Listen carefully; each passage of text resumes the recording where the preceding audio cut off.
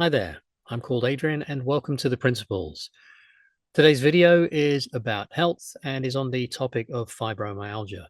It's an interesting thing that I've been studying health now for decades, and I know that our bodies are designed to heal. They're designed to cleanse themselves of toxins and to keep themselves working as optimally as they can. What I've been learning more recently is that the disconnection between our mind and our bodies, where we don't connect to the sensations in our body like we used to. Certainly, that was my experience anyway, can hinder the healing process. And that's why coming across the Undo app and then having discussions with its co creator, Matthew Zoltan, the man who developed this method of natural meditation, that completely transformed my approach to meditation and is transforming my health. It's incredibly powerful. And it's one of the reasons I'm making so much content right now. I had Matthew back on to speak to him this week, and I asked him two questions, and he gave such long and detailed answers that I've decided to break this into two parts. So, this is part one, and the question was on the topic of fibromyalgia. What was his take on it? And I'd love to share that with you, which is why I put this video together. I'd like to ask you to do something as well, if you would. If you think this video is valuable to you and useful to you, and you haven't already subscribed to the channel, would you consider subscribing, please? And also, if you'd like to share this with anyone, that would be wonderful as well. I hope you get something from this. And in closing, I'd like to remind you, as always, that you are amazing. And I'd encourage you not to let anyone tell you otherwise. And that includes yourself. Take care of yourself, and I'll see you in the next video. Bye bye. And that's what really excites me about this, Matthew, because all of Yeah. a sudden, instead of having to say, right, I've got to do this and it's on this, and I've got to do this one now, and this one, no, just deal with what comes up and then forget about it and crack on with your Yes, day. exactly.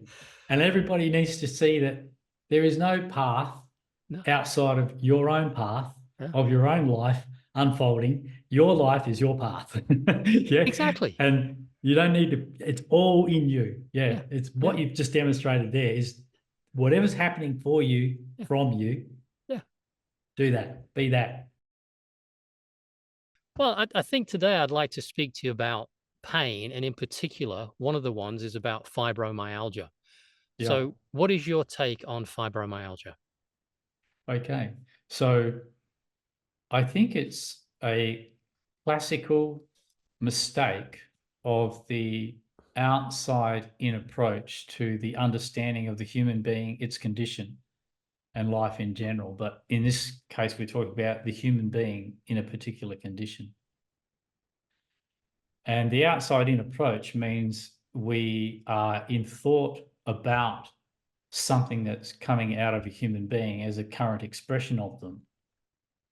And our thoughts about them are in search of an understanding of what's coming out. The fact that we're in a search of understanding of what's being expressed by someone shows that we don't at that point understand it. Yeah. Otherwise, we wouldn't be in search of understanding it. So the curious thing about thinking is the most unintelligent thing we'd ever do. It has no intelligence of its own. It relies entirely on the information of reality, of life and of the body, to form into any cognition anyway. And so when we look at something like fibromyalgia, what a word, they come up with these amazing titles, but I actually looked it up to really make sure. And it was a little bit mind blowing how it pretty much covers every system of the body having some sort of fault, yeah, Mhm. or some sort of expression of pain, or what the everyday person would see as an imbalance, yeah. In fact, anybody who doesn't really understand the significance of pain and illness would see anything under the banner of fibromyalgia, pain, stress, cognition difficulties, nervous problems, sleeping problems, Mhm. even menstrual problems. We basically pretty much, if you've got a problem physically or psychologically, you could be, in fact, labeled with fibromyalgia. So it's crazy.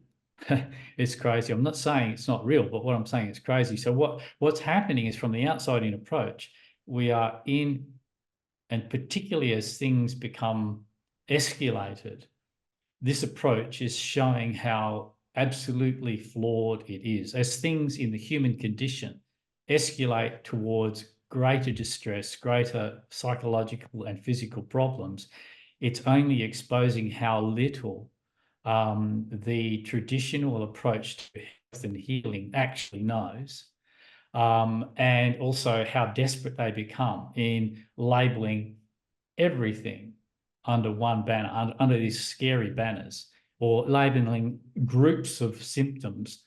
These symptoms are then called symptoms of fibromyalgia, or symptoms of the flu, or symptoms. And what are these conditions? They're just normal day-to-day conditions. Yeah, they're the conditions that every single human being, every single almost animal, will have, to some degree, some of those conditions in their life every day. And the outside-in approach looks at those conditions as through the lens of reaction, through the lens of ignorance, and the lens of fear of pain and illness, because pain and illness has become, over time, we've been taught to fear it and taught to avoid it, and we're pushed towards comfort. And comfort is killing people and becoming incredibly uncomfortable, because the more we have comfort, the less we are being tempered. The less we're allowing ourselves to be tempered by life, and in fact strengthened through the processes of different conditions that happen in our day-to-day life. So that was a little bit long-winded, I thought, but anyway, the thing I'm trying to say here is, I think fibromyalgia, which people suffer a lot of pain, and generally, for periods of time, a fairly significant period of time. And then we try and deal with those symptomatically. So we end up with all these different experts who are only experts in a particular area, maybe in the treatment of muscle pain, or maybe in the treatment of nerve problems, maybe in the treatment of some mental disorders. So we get all these different experts, all disconnected, not knowing anything that the other experts know. So none of them ever seem to have the full picture of the human condition, because they're all specialized. And I've found that without the full picture of anything, I don't understand it. I understand something only once I have the full picture of it, whatever it happens to be. And in all my years of working with these types of problems, one thing I've always avoided is actually listening to labels, because the labels that we place on things are not telling us anything about what's going on in the human being. I can remember fibromyalgia is one thing where people are suffering so much from the ongoing problems of their physicality and also their cognition and so on. But basically, what is causing such a broad range of suffering in people? One, it starts with what's actually already going on inside the person, but undetected by the person themselves. And the reason I say that is because most people suffering these conditions have pain and distress, but have no realization or no knowledge of why they have that until they go to a therapist or a doctor, who then gives them a label, diagnoses them with a condition, but curiously doesn't give them a cure for that condition. And that's what used to frustrate me a lot about the medical approach, was that there's all these clever diagnostics that they come up with, but in the end, these diagnostics don't tell you very much at all. They certainly don't tell you how to heal yourself or how to recover from the problem in most cases, And this is becoming increasingly problematic, I'm finding, as I grow older and see more of these unusual problems happening in the world. I see that they're not really that unusual. They're just different ways in which a deeper part of us is screaming out for attention. And the deeper part of us that's screaming out for attention, if it doesn't get attention through muscle pain, it'll get attention through nervous conditions. If it doesn't get attention through nervous conditions, it'll get attention through skin conditions. And until you give that part of you the attention, you're not going to activate a connection with that part of you. So this is a big point. We are disconnected from something inside of ourselves. And what we disconnect from is trauma. Yeah, and that's a typical side effect of trauma is that when something is incredibly overwhelming at any point in our life, we are able to forget it, cognitively forget it. Yeah. But as you hear this term over and over again nowadays, which is still a true term, but the body remembers, the body doesn't forget. Yep. And that's a good term, but not many people really understand the depth and the significance of that term. And it means it's not that the body remembers in the same way that our thought process does.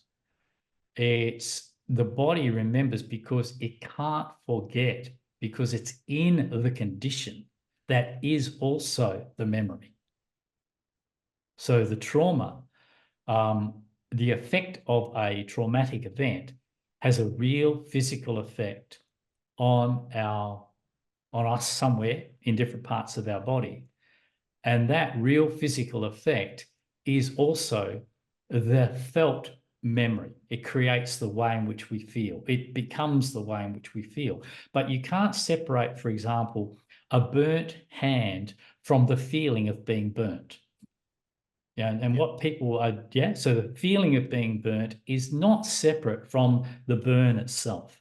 And what we're doing and what we've done as human beings is we dissect everything, we separate everything out until we simply don't understand anything, because you have to understand it in relationship with everything else. Yeah, because your burnt hand, if you don't know that your hand is burnt and you just have that sensation, then you're going to say, what's wrong with me? I have this, the term they used to use, we have a phantom pain here. And when we work out there's a burn there, then we go, oh, no, we don't. That's the reason for the pain. Well, with trauma, it's just more difficult to get in contact with the harm and the damage that's there. Because with trauma, we have firstly cognitively forgotten when it's a serious trauma. Yeah. But the reason I say cognitively forget is because we only cognitively forget. We never physically forget. So whatever we've been through changes how we are at a cellular level. It changes us physically. And to me, and this is a big statement, there's no such thing really as psychological change. There is only physical change. Psychological change, you can change the way you are psychologically through using a meditation technique, but you'll have to use the same meditation techniques the next day. Sorry, you have to use the same meditation technique the next day to bring about the same psychological change, because it's only on a psychological, non-existent level. It's only thoughts, if you like, and maybe some feelings. Yeah, so this doesn't really exist in its own right. It's something that we switch on and off our thinking. Yeah. Whereas if that change happens at a physical level, then that change is not something we have to then try and bring about again the next day. Once something changes physically, it is changed. Yeah. So if you're, and you feel different so if you've been traumatized, you feel a change, and you may not, and you don't know what's wrong. You haven't realized what's happened, or you've forgotten what's happened. And in having that change occur, it changes how it feels to be you. And where do you know how it feels to be you? But in your body. So it changes how it feels to be in your body. So we have that level of memory which we cannot suppress and we cannot reject. And this is something that most people don't understand, is that the suppression of memory is only related to cognition. It's not related to the living being. that you are. Yeah. And anybody, I'm trying to say this in a simple way, that anybody can relate to this in the sense that they have many ways in which they feel on a day-by-day basis. And a lot of the time, they don't know why they feel that way. So cognitively, they've forgotten.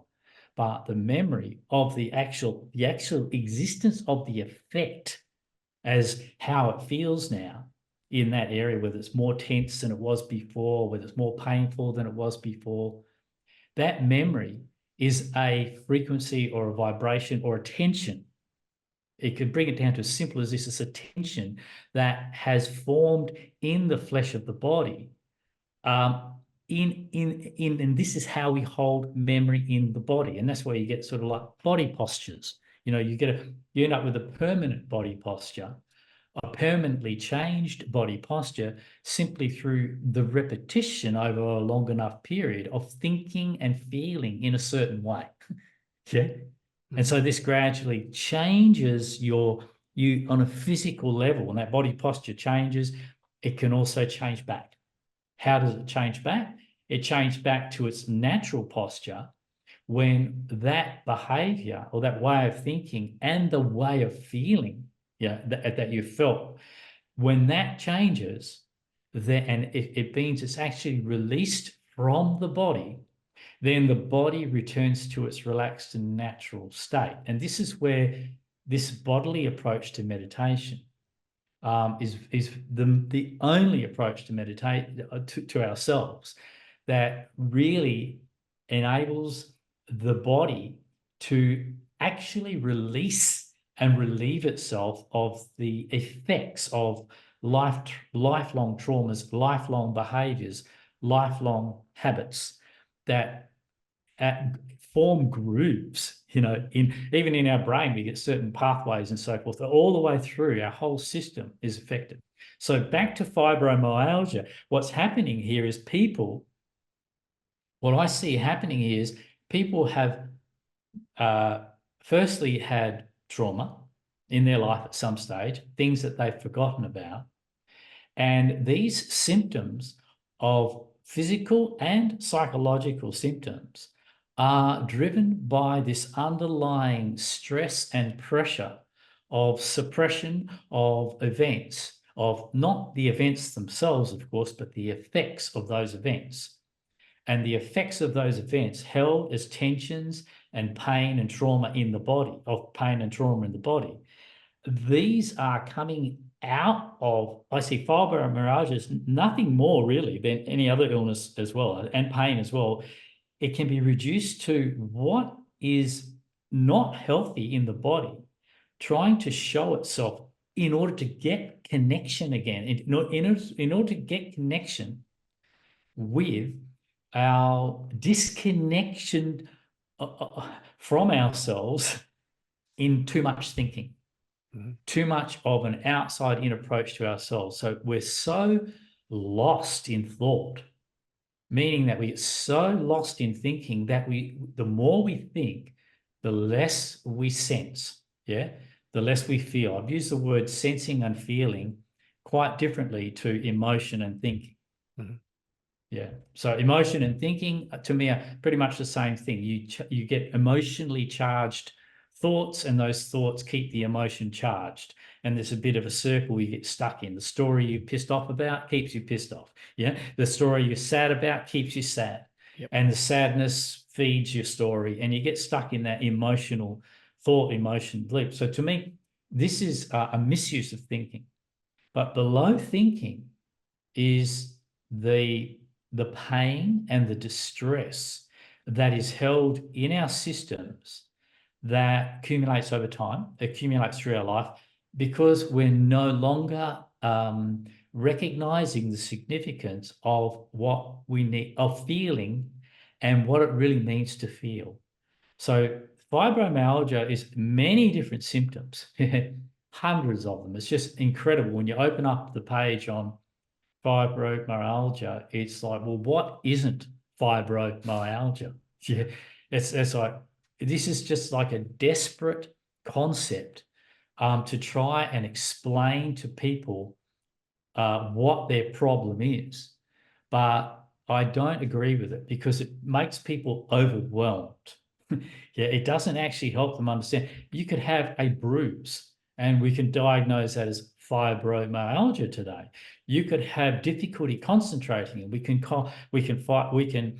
diagnose that as fibromyalgia today. Now, I'm not meaning to run down the seriousness of people suffering from fibromyalgia, but I do wish to simplify, which doesn't mean to undermine the importance of it, but to, our problems are very, very complex when we try to deal with them on a psychological, mental level. And this isn't how we resolve them. This is how we get completely overwhelmed by them. Yeah.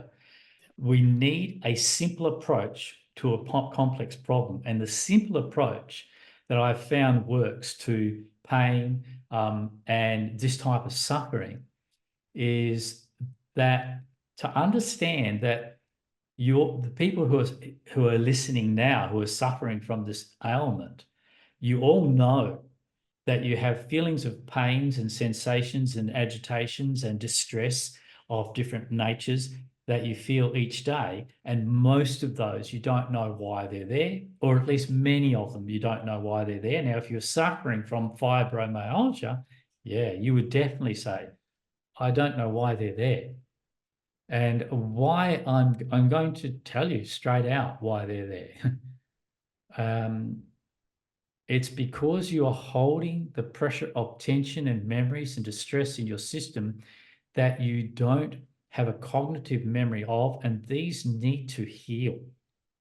And I have heard one gentleman that you've interviewed mention that fibromyalgia, or this level of pain, is actually a healing symptom, or symptom of healing. And I agree that it's a symptom of healing, but it won't be a healing if you don't know how to embrace it as a healing, and you go into your mental reactions to the distresses that are part of this condition. Yeah. And the mental reaction to these distresses that are part of this condition are what re-traumatize you in a way, because they keep you stuck in this pattern. And so they make hopelessness and fear over something that is essentially very, very simple. Yeah. And then on top of this, there's another part to this, and that is that the traumas that we have in our life, which we no longer know why they're there or what caused them, these traumas cause trauma of that level causes a disassociation from the memory of the trauma itself. But it also causes a disassociation in that part of your body that's traumatized. And that part of your body that's traumatized is necessary it's necessary for that to be sensitized in order for you to know when you are being hurt in that way again. So for a person who's been put down and bullied and made to think they're stupid over a period of time throughout their life, then when somebody talks to them like they're stupid, they don't have the same reaction that a person who knows they're not stupid would have. Yeah. So they've, in a sense, numbed out by that treatment, and numbed out by that treatment over time, and numbed out to that treatment now, because they've actually been so affected by being put down that they feel put down. They agree with how they feel, and they agree with what the person's saying on some level. Yeah, I'm just using an example. Mm-hmm. So this traumatization of the human being to fall into a belief system about themselves simply because they've been treated a certain way, which is, the worst belief systems of all, then make it impossible for them to defend themselves against the same sort of treatment here and now. In fact, in many cases, when it's serious, I would say in the majority of cases in my work, I've noticed that serious traumas in the area of their life that they are traumatized in, they have a very disassociated relationship with that area of life in general. So they're unable to really feel anything much about it at all, other than distress.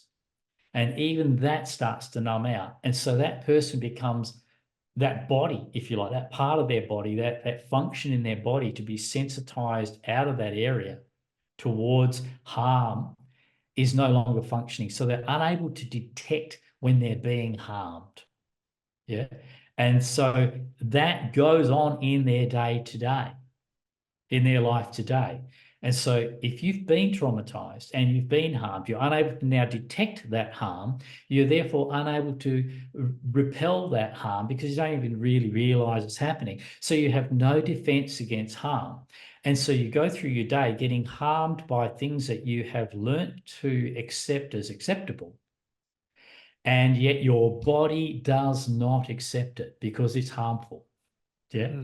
So your body still has this innate reaction. And so the harm of that is called causing fibromyalgia in the end of the picture. Because I'm saying fibromyalgia is the symptom of something much deeper, or the many symptoms of one or two deeper things in most cases. Yeah, it does. And the many symptoms are the end product of that deeper condition. But I actually heard your man that you interviewed on this last time saying, yeah, this is something that happens where people, the condition itself becomes another trauma. And he mentioned he doesn't really know why that happens. I thought this would be really good to explain. And why this happens is because the person no longer can defend themselves against bad treatment today, because they actually get to a point after a while where they're so beaten down, so tired, so crushed by life, and the many things that are happening in our world today are so overwhelming on the human condition that they simply have no fight and no natural reaction to protect themselves. They can't even tell whether they're being harmed or not. So this harm that's happening today is actually compounding the traumas behind fibromyalgia. It's compounding the trauma. And so they're actually getting worse. Yeah, because they're still experiencing in their body the harm, and they're still accumulating harm. So one thing I often say to people is the first thing that really has to happen, or the most important thing, it's never the first thing, but the most important thing that has to happen if you're going to heal is you've got to stop the harm that you're trying to heal yourself from. And if you're in a traumatized situation, and you've been in that traumatized situation your life long and been around the same types of people all your life that have, the same types of destructive interactive behaviors, even if it's simply you've never learnt the difference between food and poison. And what I call poison here is junk food. Yeah, you've never really learnt the difference. You've always been around people who find this acceptable. So you continue with this behavior that is actually harmful, not helpful. Yeah. But until you start to change that behavior, you don't even resensitize to the fact that it doesn't actually feel good to smoke a cigarette. Yeah. And it's a gradual process. So you have to start stopping the harm. It's a very important part of the healing process. So how do we stop the harm? We first have to become resensitized to the harm that is there already. So all of these symptoms that people are suffering, I'm suggesting that underneath those symptoms is a lot of harm, a lot of distress, a lot of pain, and they're already feeling it. I want to say, people often think, well, how do I get to the trauma behind the symptoms of fibromyalgia or any other illness? Yeah, any other illness. How do I get to it? Well, you're already in touch with it. You just don't like how it feels. You already are in touch with it because you know how you're feeling, and you know you don't want to feel that way. And that pain and that distress that you feel, the way it feels to be you when you're having a hard day of suffering from your fibromyalgia, how that's making you feel about yourself and about your life, the hopelessness, the fatigue, everything that's making you feel is not understood to you cognitively, but you can't but know it physically because you're in the condition. That is the trauma speaking to you. That is the presence of your trauma, and it's bringing your attention to this hurt part of yourself through various symptomatic breakdowns of the body. Yeah. And so there you have a way to begin resensitizing yourself and then further healing the effects of this condition. And what am I saying there is that because by feeling the way you feel, which is not easy at first, but feeling the way that feels in you is going to is you going straight to the source and the cause, or actually, I'm not going to say cause, I'm going to say to the source of what is only known to you as symptoms. The reason I won't say cause is because I don't like to separate the trauma from the symptoms, because the symptoms are actually an extension of your trauma. They are not separate to it, but you do separate your symptoms from your trauma in order to avoid the things that you don't like the feeling of. But the fact is, you don't actually, none of us actually succeed in that separation. We just succeed in confusing ourselves because we separate what we know in all these symptoms and labels from the other thing we know as the way it feels to be ourselves in that condition. And we separate these two things. So what is fibromyalgia really? It's the condition that the individual suffering that fibromyalgia happens to be suffering. It's the condition they're in. And it's going to be different for lots of people. That's why it has so many symptoms. So however you are with your fibromyalgia, that is significant. That is what you need to go to, not run away from and avoid, because that's your body expressing something that is not fully realized and not had the attention it needs to actually process and heal over time. And this can be made up of many different symptoms. So whatever symptom you happen to be annoyed with today, that's enough. Just deal with that. Just deal with how that makes you feel. But how do I deal with it? Not through thinking. You know, this is not even accessible through thinking. Thinking is what causes us to disassociate from feeling. So we are not the healers.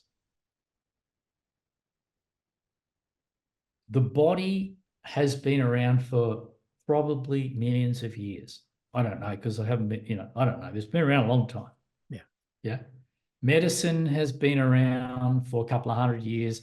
Witch doctors have been around for a few thousand years. And pretty much, to me, medicine and witch doctors are pretty much based with the same approach. It's got a lot to do with what you've been convinced to believe is the cure of a condition or the right approach. Yeah. It's nothing to do with what you actually know for and from yourself. And that's why it's very, very confusing for these poor therapists and doctors who haven't actually healed themselves. So if they haven't healed themselves, they are the classic unhealed healer, the blind leading the blind, simply on a hunch, little more than a hunch. In certain circumstances, of course, they've got, tremendous ways of diagnosing, a tumor or something.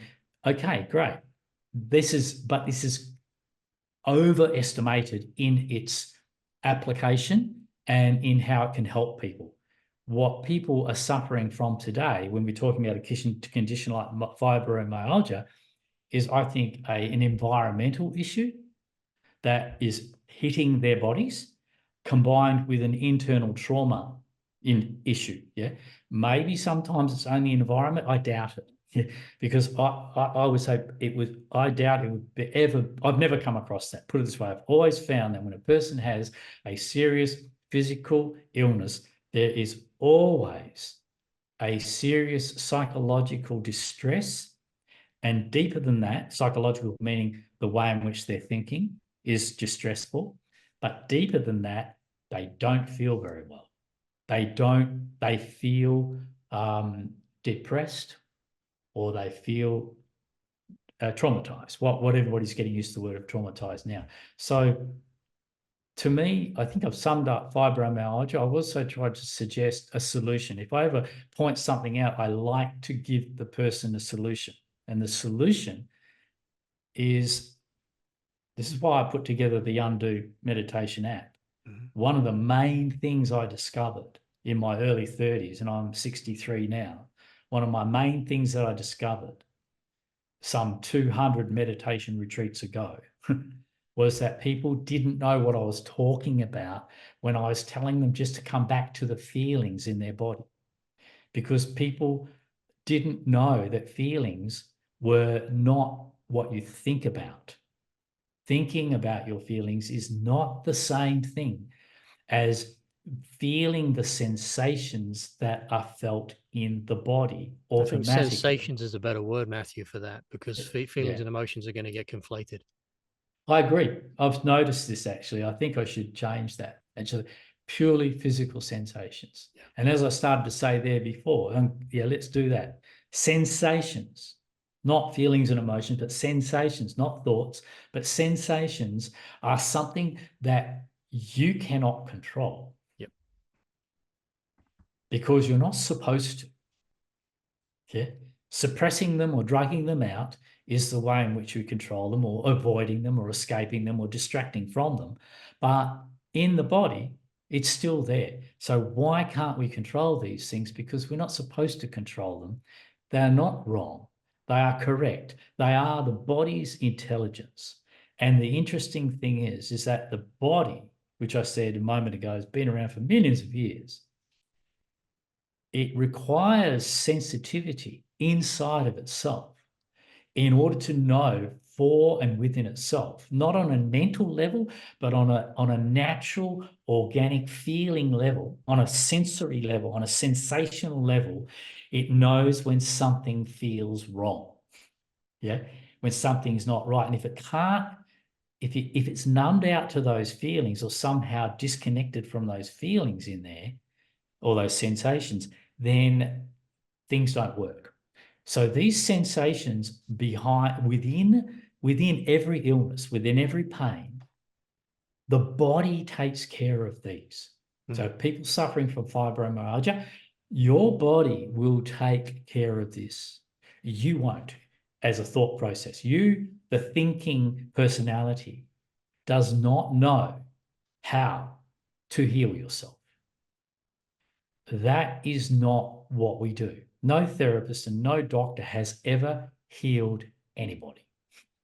Yeah.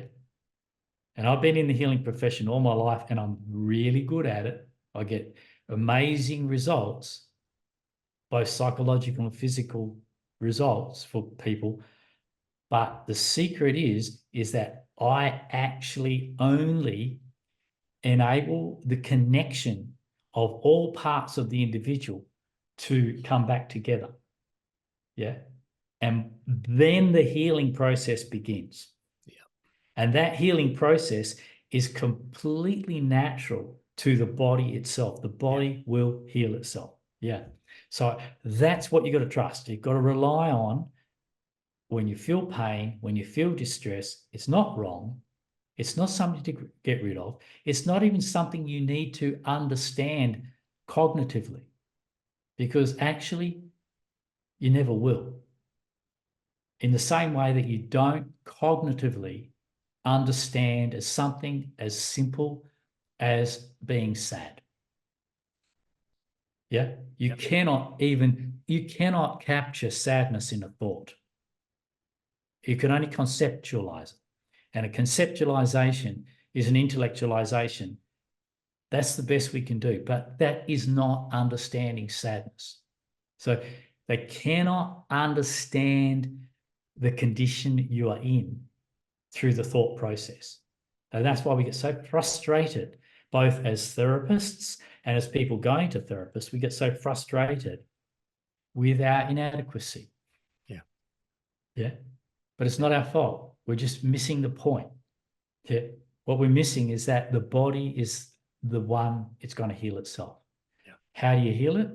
You got to feel the condition it's in, knowing, or at least at first, gambling on the possibility that that feeling of your condition, by feeling it, that is going to activate the body's process of healing it and resolving the trauma as at a feeling level, not at a thought level.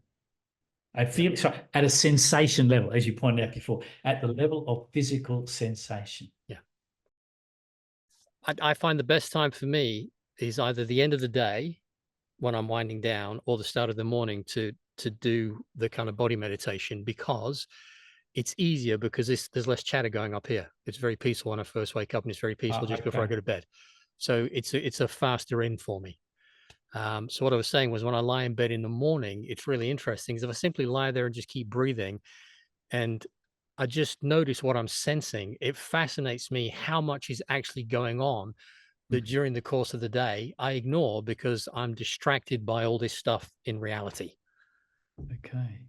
So it amazes me how little pains and kind of pops, and I hear sounds and I feel things going on, and I just float with them. Sometimes it leads somewhere interesting, and sometimes it doesn't. But what I've noticed over time was, a lot of the aches and pains I had have just gone. I just don't have them anymore. Yes. Yeah. And I wasn't Yeah. concentrating to get rid of them. It was just that, as part of that process of, I think maybe not acknowledge them, or I would have honoring them, to say, look, you have a place, so I'm with you. And then they go away. This brings up a really important point, actually, for helping people feeling and healing their pain. In the app, I have got that section, as you know, on the mind-body connection. Yeah. A little bit similar to, say, New German medicine, or Yeah. I think there's one or two other people who've written books on it and so on, So, but I would say the most detailed and thorough one that I've ever seen, I didn't go much into it, but was New German medicine. Now that's very good, because that turns into a detailed diagnostic tool. Yeah. Firstly, I apologize if I make any mistakes in my expression of this New German medicine. It will only be my ignorance of the actual, the actual work that the man's done. And I don't mean to put it down at all, or lessen it. But what I want to do is, what I have noticed is, and part of the reason in my app, I put only certain amounts of body parts relating to symptoms and conditions in there as a guide for people to look up certain conditions, and then use the meditations that I designed for the recovery from those conditions, and explain the thought process and the feelings and the deeper sensations that will be noticeable if you have those conditions. So it was just to give people aha moment, where they go, this is real. This does make sense, because it will make sense, because it's always a body part is related to a particular behavior.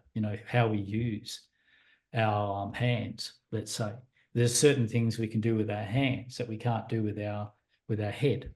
And so therefore, dexterity and getting a handle on things, getting a grip on things, this type of attitude of getting a grip on life, or getting control of things, in our life, or feeling control and so forth. This is I'm very basically giving people an indication between the hands and the thought processes and the desires that come before it, that are expressed through those hands. They're used for lots of things, of course, but each finger is doing a different thing and so forth. So and that which it's doing, that which you express through that part of your body, if the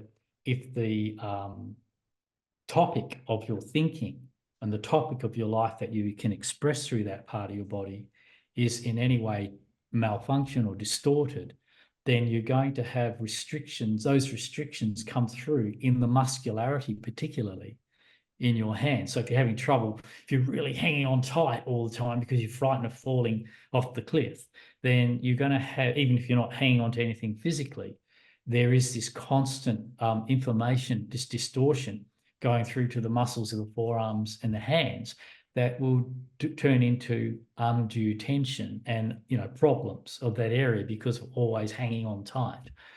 It's just a really basic thing. Now, the reason I only use a few of those in the app, I'm going to enhance on them over time, but it was mainly because, and I've noticed this with you actually, is that you haven't worried about going to each and every little detail. What you've done is you've got what I'm talking about. So the only reason I put those details in there is so that the person can intellectually acknowledge the link, if you like, or the connection, and then the disconnection, and therefore the need for the reconnection between understand what you're thinking and you're feeling and your behaviors, what areas of your body they have the most effect on. Specific behaviors having specific effects in correlated parts of the body. So a typical one is your genitals, which you use for sex. If you've got imbalances in and disturbances around sex, and you're going to have imbalances and disturbance in those areas of your body and difficulties in those areas of your body, which is very, very common, no big deal, but that's what that expression is going to be. What's behind the use of that part of your body is sexual thoughts and feelings. Yeah. So just to make it really, really basic. Now, once you've got the concept, you throw it away. Yeah. Because then what you've got is something more, which is and that is that you've learned that all you have to do is feel whatever is going on in any part of your body, and that will bring about a recovery from the distresses and the underlying issues held in that part of your body, which will in turn cause you to feel better or feel back to normal, back to a balanced state. And then if you're not feeling, if your feeling is balanced and comfortable, then of course your thinking in that area of life will also be balanced and comfortable. And then your actions will be balanced and comfortable, or comfortable is probably not the best word, but your feelings through to your actions will change from destructive to non-destructive. Yeah. And so this doesn't have to, this can turn into, if we're not careful, into an outside-in approach where we go to the app and we say, oh, this part of the app, I'll look up the head and what's that about, and I'll try and work my way back. And I'm going to hone in, like you said, I'm going to focus in on that body part. And as you said yourself, you don't concentrate on that body part. Yeah. Now, this is a very important thing, because what we have learnt to do as human beings is we've learnt to, we believe that we can control things. And good luck with that. Yeah, good luck with that. Yeah. We believe that we're in control. Yeah. And essentially, if we understand something mentally, then we're in control. Yeah. So we are very deluded by this outside-in approach to ourselves, that we rely on the most superficial and idiotic thing that we have, which is thinking. And we don't rely on the most complex and powerful, most alive and most intelligent thing that we have, which is bodily sensations. Yeah. Yeah. And in there we have everything. Yeah. That is the history of mankind. Yeah. So in there we know what to do. Out here, we haven't got a clue. We're sort of like, we're funny. Every generation we like to reinvent the wheel. And you see that. You see people getting excited about things in their 20s, and you think, hang on, that's the same, that's been done 100 times. There's nothing really new about that at all. Not having a go at anybody, but it's funny how the human being over and over again forgets that there's nothing that new about anything that's going on out there. It's just doing it in different ways. Mm-hmm. So, but I mean, that's a pretty broad statement. I'm not going to unpack that. I'll just let that fly away and we'll get on with what I'm talking about. And that is, what you said there was very important.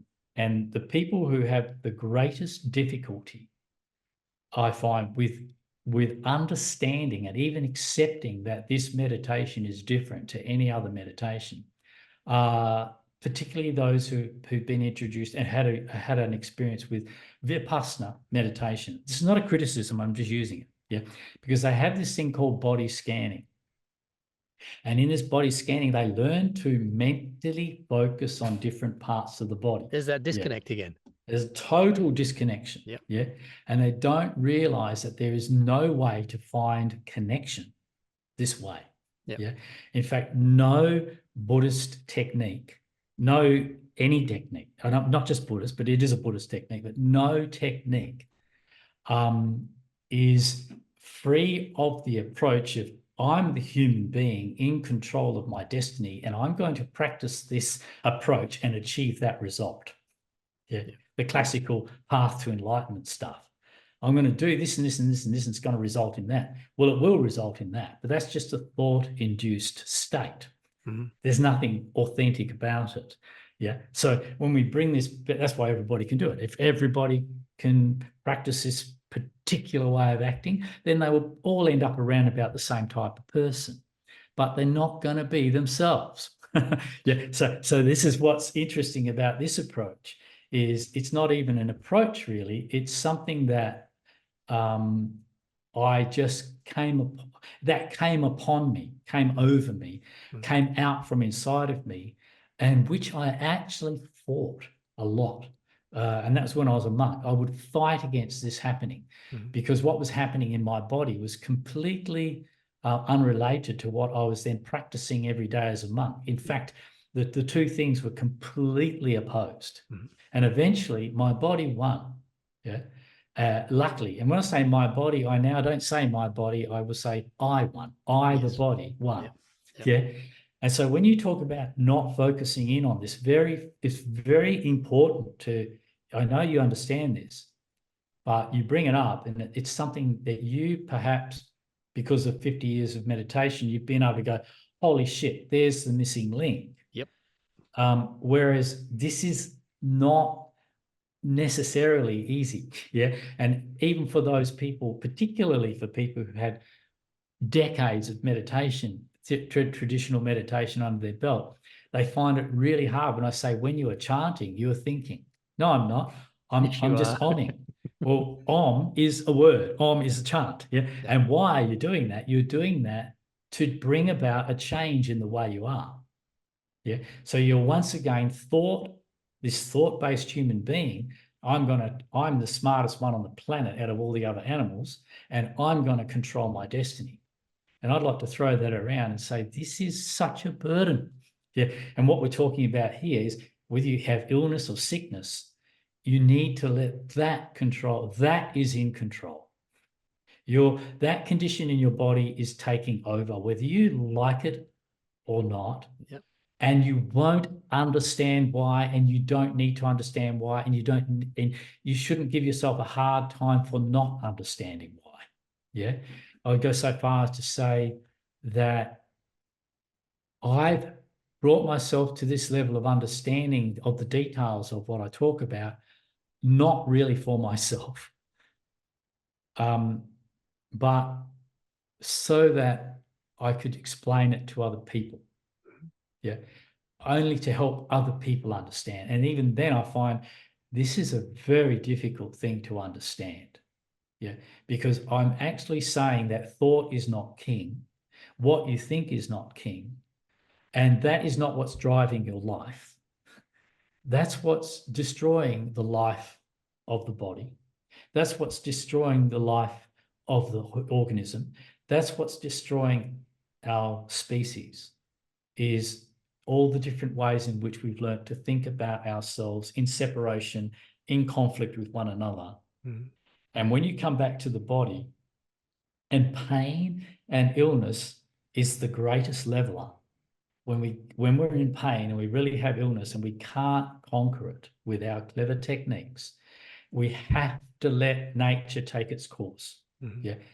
How do we do that? Is if you, like you said, you just lay there in the morning, or you just sit there quietly, physically still, and whatever is happening in the body, at first you don't even know it's happening. As you said yourself, you're laying there, and after a while, you're feeling more of what's happening because you're getting less thinking, yeah, yep. or you're just getting more attuned to yourself again, mm-hmm. yeah, and you're seeing that, oh my God, there is so much happening, yeah, on an ongoing basis, yeah. That has got nothing to do with thinking, yeah, it's all to do with the body's own volition. It's the nature, the power, the source of nature, and this is what I also like to say to people: you are the body, therefore you are nature. Yeah. Therefore you have all that power, all that processing of whatever's wrong with you, whatever you think's wrong with you, that is within you. But I don't mean for people to take this to silly extremes. You know, if you've already developed a brain tumor, you may not be able to heal from that. Yeah.